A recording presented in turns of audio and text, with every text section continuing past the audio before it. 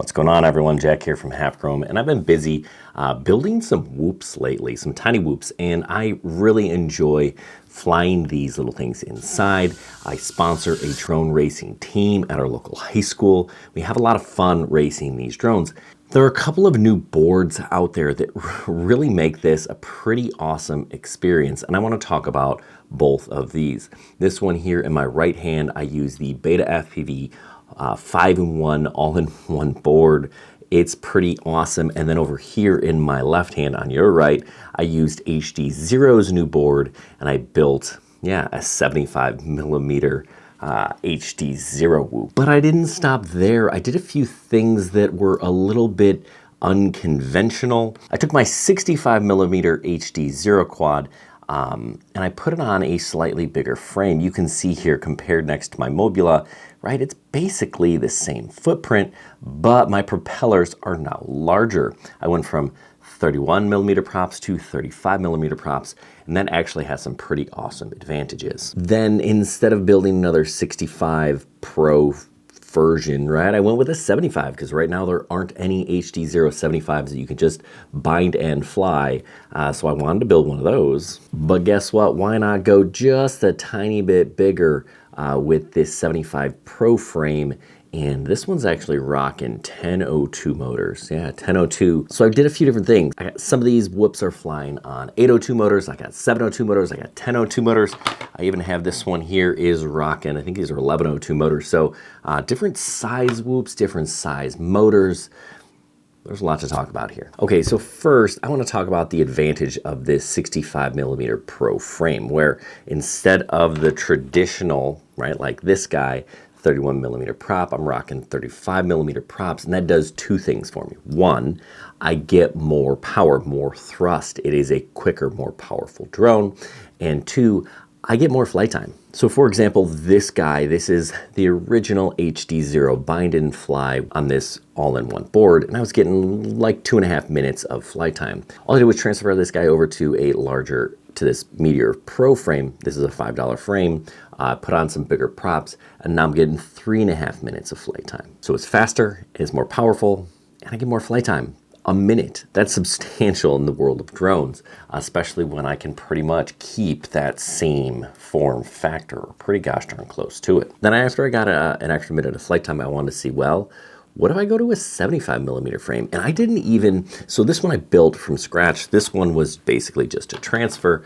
And I actually didn't even try to save weight. I went with motor plugs because I wanted to try a few different things. I don't even have the lightest props on this guy. I'll show you guys what it weighs in a minute, but I got another minute of flight time. So I went from 2.5 to 3.5 to 4.5 minutes of flight with this guy. So can I get 5.5 minutes of flight if I go to this Meteor 75 Pro frame? You bet you sure can. I was getting over 6 minutes of flight on my analog version, and this is 1102 motors. These 1002 motors are pretty awesome. I do like this combo.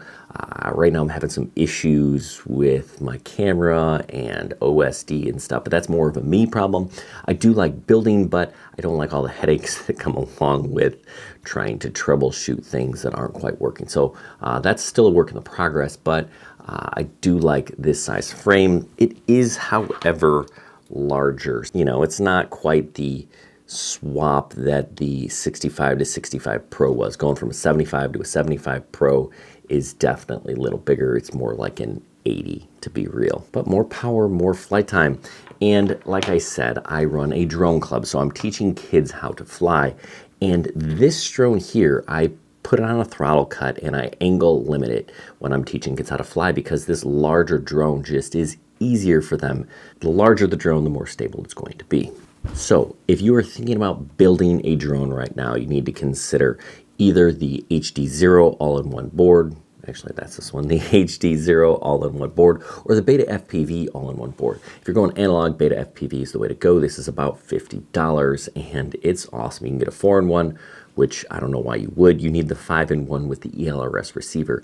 Don't buy a drone right now unless it's ELRS compatible, because it just doesn't seem to make sense. All of the good things are ELRS. It's better range than FreeSky and really anything else out there. I don't know why you would not buy ELRS moving forward. Or go with HD0 if that's your jam, if you want inexpensive HD and you want it to fit on a tiny whoop, that's really your best option. There are a couple of different HD0 camera options that you need to consider. This one here has the Eco, this one here has the Lux, and I'm not a big fan of the Eco camera right out of the box. It's super contrasty, but if you go into the settings and you tone that down, it actually gets to be a lot more pleasant. So the Eco is nice, it's a little bit lighter, so you're going to save a little bit of weight there. But again, if you're going bigger, you can get away with a little bit more weight because you've got a little bit more power to spare. People always ask me, what goggles should you get, right? I use these, but I don't ever recommend these goggles to anyone. They're the best, sure, but they're also the most expensive. And if you're getting into the hobby, this isn't where you need to start. These are my HD0 goggles. I've got a module here for analog, and I just basically pull a couple of antennas off of there and put them on here, and I'm good to go. But you can also get decent box style goggles without breaking the bank. Emax makes this transponder goggle with both HD0 or analog.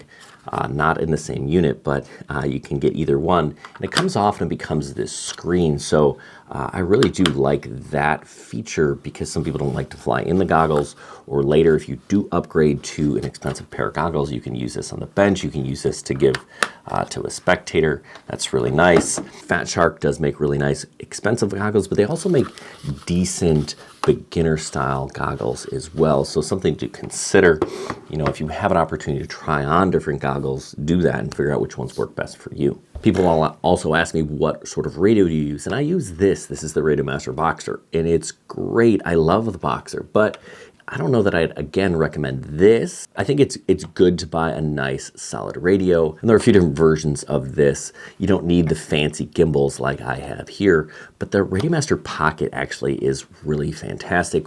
We have a few of those for our drone club. I donated mine to our drone club, so that's what our kids fly when they're learning to fly these things. They use that Pocket, and it's awesome. Just make sure you get a remote controller with a screen so you can kind of see what you're doing if you're going to change anything or add a throttle cut or stuff like that. And if you're getting into tiny whooping or FPV flying, you're gonna need to learn beta flight. I've got a video down in the description below. It's a couple of years old, but it still holds true. A lot of things you need to understand, in beta flight. Other tips and tricks when you're building, a lot of times these drones have antennas that are in UFL connectors. And you gotta make sure that that stays down. Throw a dab of E6000 glue on there. That'll help preserve your antenna from popping off and ruining your VTX. And when the VTX is built into the board, that's a really expensive mistake. Now you may be thinking, well, which motors would you go with? 0702, 0802? You know, when the jury's still out, I think these newer 0702 motors are really good, but these 0802s are really nice on this slightly larger frame. And these 1002 motors on this big frame are awesome, as are these 1102. So I think if you're going 75, I would probably go 0802, although, which is what I went 0802 on this 75. But I think you probably get away with 0702. I just think, you know, once you get to this size, for sure you want 0802, and then a little bit bigger as you go larger. There are a lot of really cool options out there, and it's awesome to see this hobby continue to evolve. If you're looking for frames, these $5 frames from BetaFPV, I'll throw a link in the description down below. I think it's really cool that you can kind of mix and match and make some really cool color combinations as you build, kind of customize.